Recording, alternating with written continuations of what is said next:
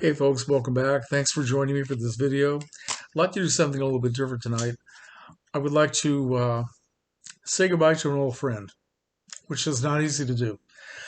And this old friend happens to be a former actor named Tim Considine, who died a few days ago at the age of 81, which means he's only 10 years older than me. And I realize that for younger people, this name is probably not going to mean anything at all. He left show business a long, long time ago, and it's understandable that a lot of people just have no idea who he was. But for people in my generation, the old folks who remember the first decade of television in the 1950s, Tim Considine was a pretty important guy back then, and he's part of our collective memory.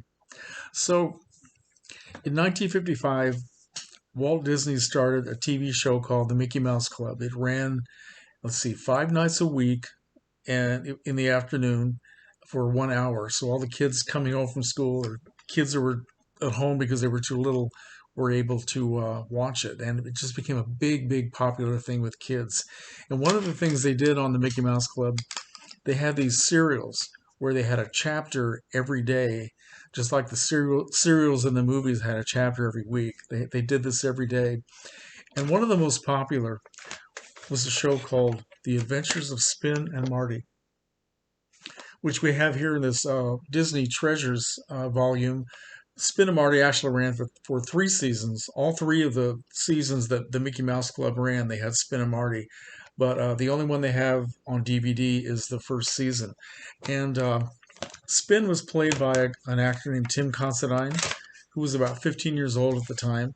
And Marty was played by an actor named David Stollery.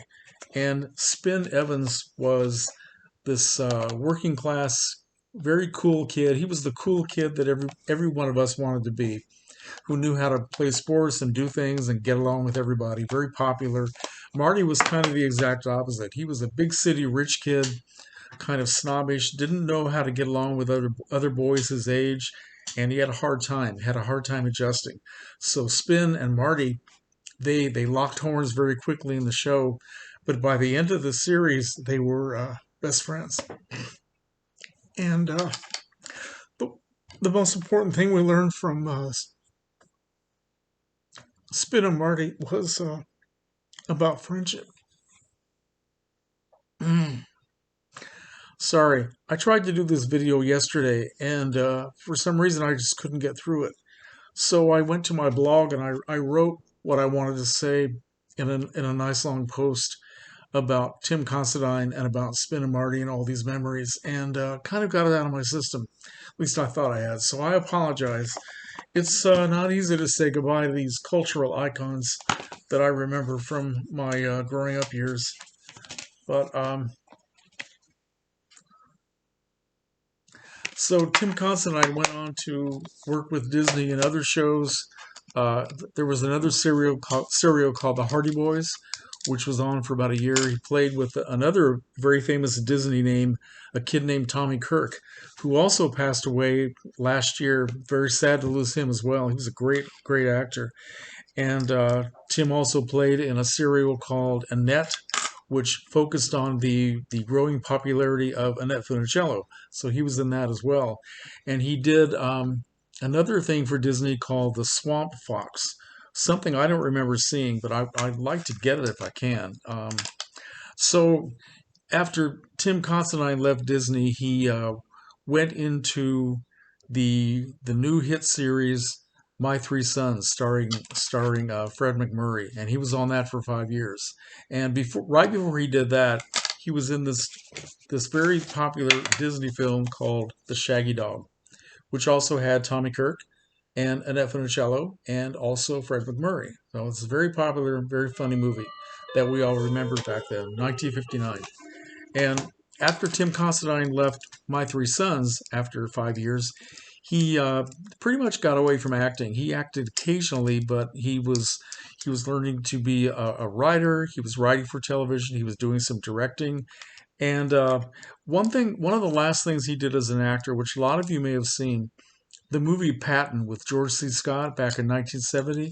Tim Considine did a very emotional bit part in that film, as a soldier who was shell shocked, and he was shaking and telling General Patton, I think they were in a field hospital or something. General Patton was visiting some of the injured soldiers, and he saw this guy who was shell shocked, and the guy was telling the general he just couldn't take it anymore, and the Patton called him a coward, and he started slapping him, and that was Tim Considine. It was one of the last things he did as an actor. And after that, let's see, he started getting into writing. He wrote several books, mostly about motorsports, which was a big passion for him. Authored several books. He became a photographer. And one of the things he did as a photographer, which I didn't find out until a couple of days ago, he photographed for the picture for this cover of the Joni Mitchell album Blue, 1971, which is a beautiful photograph. So he was very successful, had been away from show business for all that time. He would come back and do a few Disney things once in a while, just in relation to Spin and Marty. And he actually appears on a nice little documentary on this Spin and Marty DVD, where he and David Stollery, who, by the way, remained very close friends over the years, became friends with Spin and Marty and stayed friends. And they talk about the show and all that sort of thing. So I just wanted to do a little tribute to Tim Considine. It's not easy seeing the world you grew up with, that you still relate to, that I still relate to more than anything else, slowly disappearing. But anyway, rest in peace, Tim Considine. And if anybody remembers this guy, you want to say something, have a little conversation, I would love to hear it. Take care, folks.